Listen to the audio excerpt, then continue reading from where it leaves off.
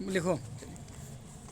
अध्यक्ष महोदय, नई तालीम में मेरी रुचि उसी दिन से रही है जिस दिन प्रातः स्मरणीय पूज्य महात्मा गांधी जी ने इस विषय पर विचार करने के लिए पहल एक सम्मेलन वर्धा में किया था, जिसमें देश के कुछ शिक्षा शास्त्री और राष्ट्रीय शिक्षा से संबंध रखने वाले कार्यकर्ता आमंत्रित थे।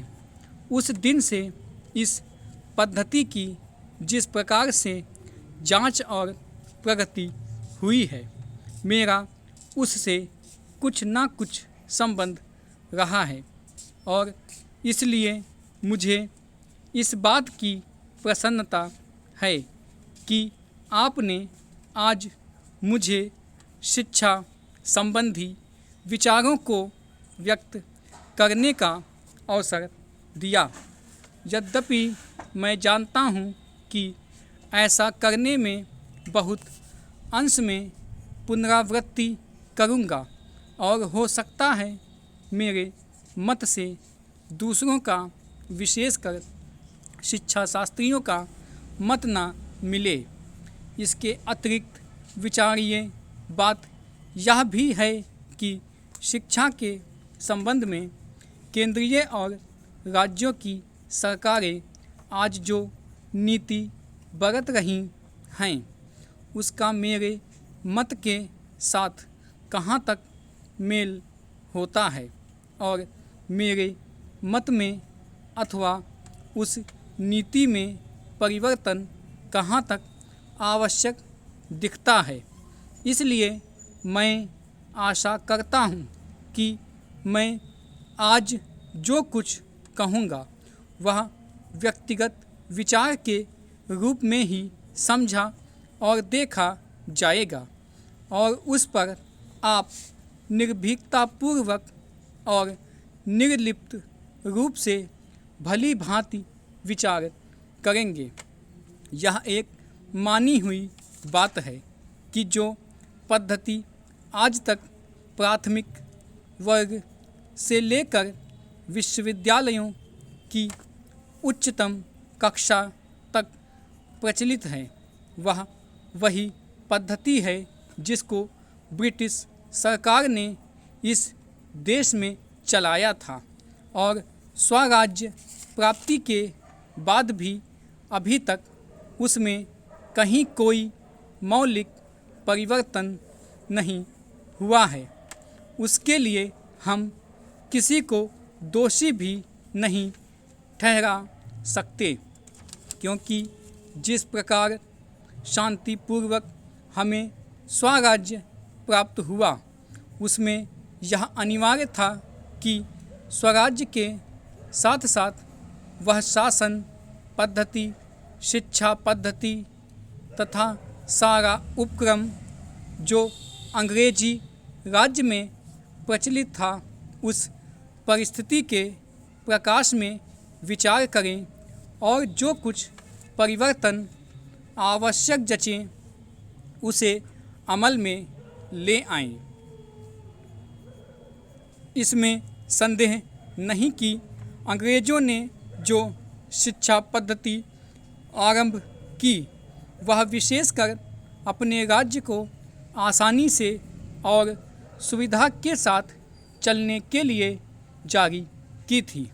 उसके साथ साथ उनके दिल और दिमाग में भी यह विचारधारा काम कर रही थी कि यहाँ की संस्कृति और साहित्य में कोई ऐसी चीज़ नहीं है जिसको वे अपनी संस्कृति, साहित्य इत्यादि की अपेक्षा अधिक अच्छा समझें अथवा जिनको वे बनाए रखना उचित समझें। धीरे धीरे उनकी विचारधारा में थोड़ा बहुत परिवर्तन भी हुआ, पर मूल रूप से नहीं। और इसी बीच यूरोप में विज्ञान की जो प्रगति हुई वह इस देश में उनकी भाषा के द्वारा ही प्रसारित हो सकती थी।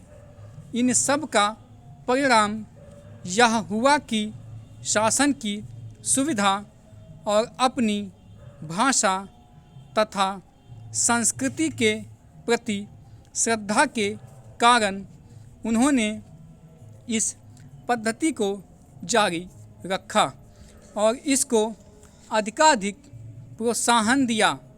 इसमें कोई संदेह नहीं कि हमारी कई पीढ़ियों ने जो शिक्षा पाई इस पद्धति से पाई।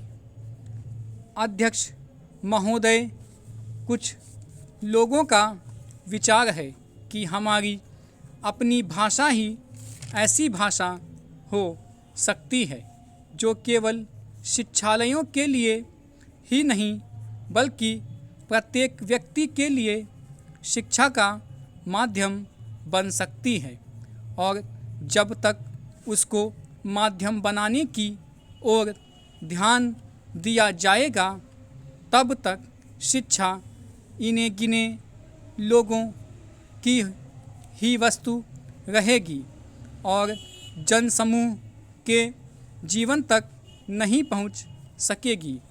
दूसरी विचारधारा यह है कि आज के विज्ञान युग में हम इस देश को यूरोपीय विचारधारा से अलग नहीं रख सकते और ना इसका अलग रहना वांछनीय है, और इसलिए कम से कम उच्च शिक्षा अंग्रेजी के माध्यम द्वारा ही दी जानी चाहिए।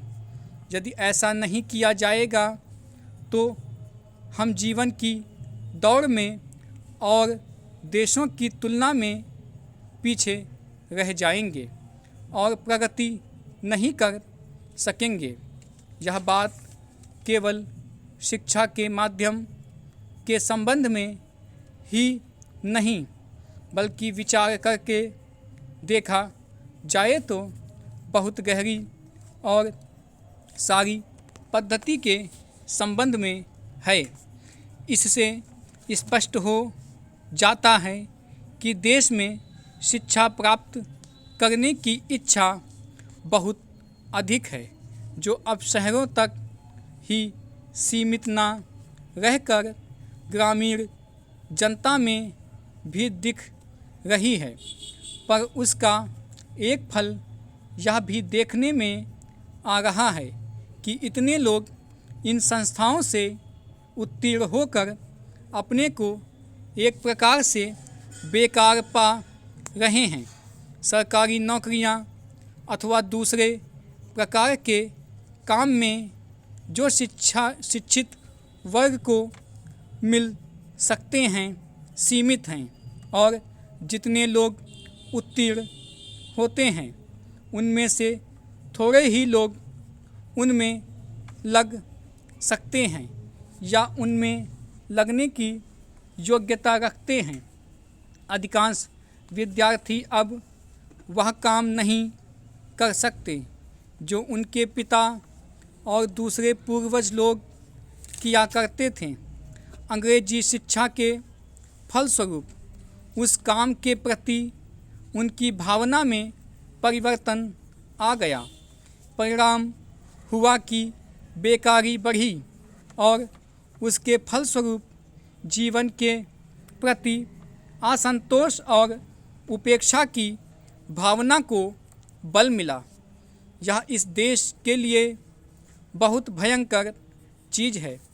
इसलिए हम इस विषय पर मौलिक रूप से विचार करें कि जो पद्धति आज चल रही है और जिस पर हम इतना व्यय करके और युवतियों को बहुत बड़ी संख्या में शिक्षित कर रहे हैं, वह आज की परिस्थितियों के कहाँ तक अनुकूल और लाभदायक है।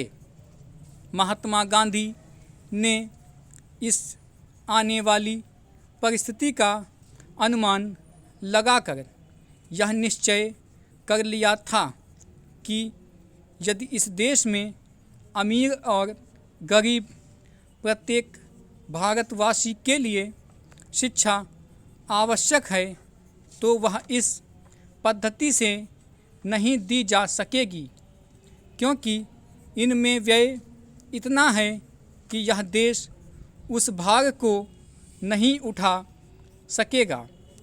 इन्हीं दोनों विचारों से उन्होंने नई तालीम की पद्धति निकाली, जिसको अन्य देशों के उच्च कोटि के शिक्षा शास्त्रियों ने भी शास्त्रीय ढंग से विचार करके उपयोगी और लाभदायक ठहराया।